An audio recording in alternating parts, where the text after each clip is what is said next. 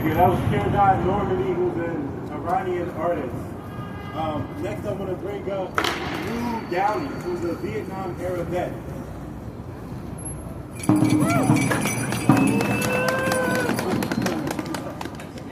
Hey everybody, my name's Lou. I was in the United States Army during the Vietnam War era. So, first off, I want to talk about the newfound heroes of America. After a month of bombing Iran, that included an elementary school where over 150 children, young girls mainly, were killed. This included research sites. It's included apartment buildings. After a month of bombing, where Trump bragged that there was no defense, they were defenseless, is now a hero, someone who gets shot down dropping bombs in Iran. Think about this. What kind of heroism is this? What were they doing and what for? They were carrying out an unprovoked, unjust, illegal, immoral war in the first place, and they were doing it through vast war crimes. Yeah. That's right! So what kind of heroism? This is the heroism of American empire fascism. The glorification of brutality, injustice, and inhumanity. And that has to be refused and resisted. Now, during the Vietnam War, there was massive revolt in the U.S. military. Tens, hundreds of thousands of soldiers in the various ways resisted carrying out their jobs. Units on the ground, in the bush in Vietnam, made their own peace treaties with Vietnamese fighters. On the aircraft carriers, there were strikes. You know those big, giant, all-powerful aircraft carriers you see in the Arabian Sea now? There were moments during the Vietnam War where they were shut down.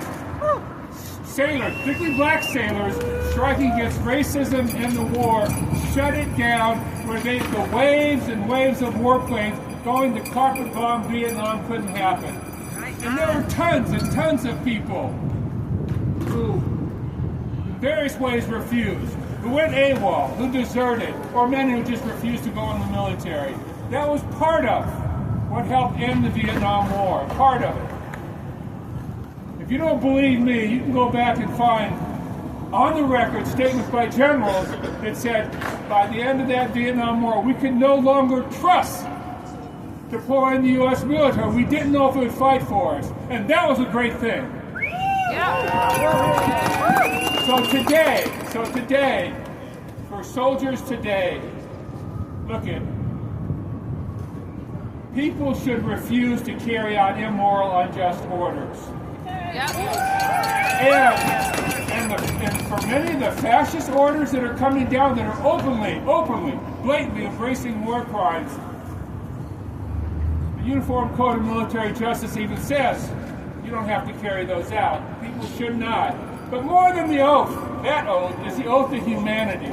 The oath we should all have to humanity, not to carry out war crimes, carry out the kind of atrocities that are being carried out.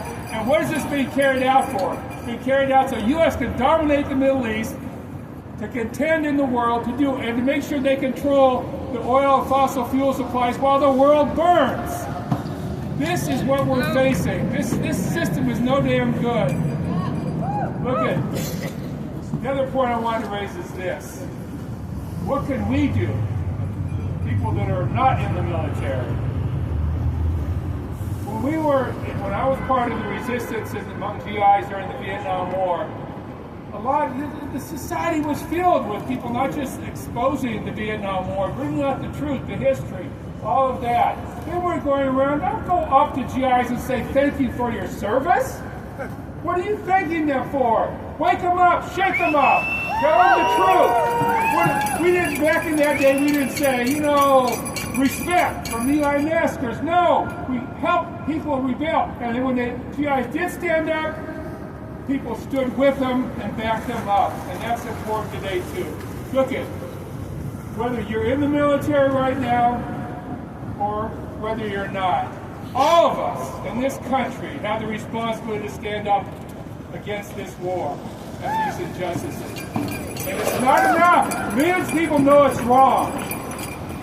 The question is, the message got to be This must stop now.